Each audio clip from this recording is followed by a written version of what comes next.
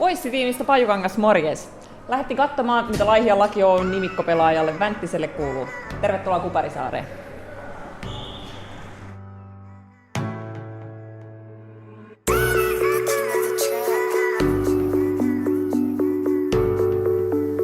Nyt haluaisin vielä vastata tärkeä tehtävä klassikolla. Joo. Mä oon hyvä tässä. Okei. Ei, ota vielä yksi. Otto. Just siinä. Älä päällä. Kiitos. Siellä oli Porissa 4-5 bussilastillista vaasalaisia. Minkälainen fiilis oli pelata siellä vieraskaupassa?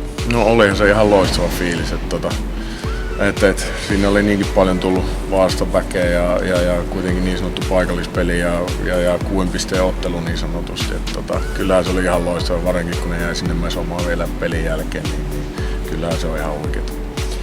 Siellä Porissa tapahtui myös sulle merkittävä saavutus, eli 100 liigamaali, niin kuinka korkealle sä nostat tuon sun omalla henkilökohtaisella uralla?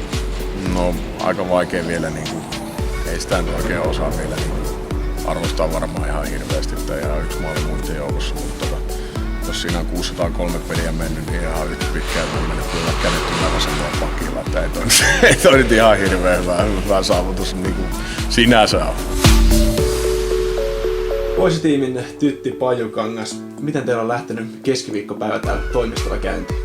Kiitos kysymästä. Hyvin on lähtenyt käyntiin mukavissa merkeissä. Minkälainen tämmöinen normi-arkipäivä on täällä teidän officella? No normipäivä on sellainen, että tullaan töihin, käydään läpi vähän sähköpostia ja siinä sitten painetaan hommia iltaan asti. Tytti Pajukangas, mikä on Voice?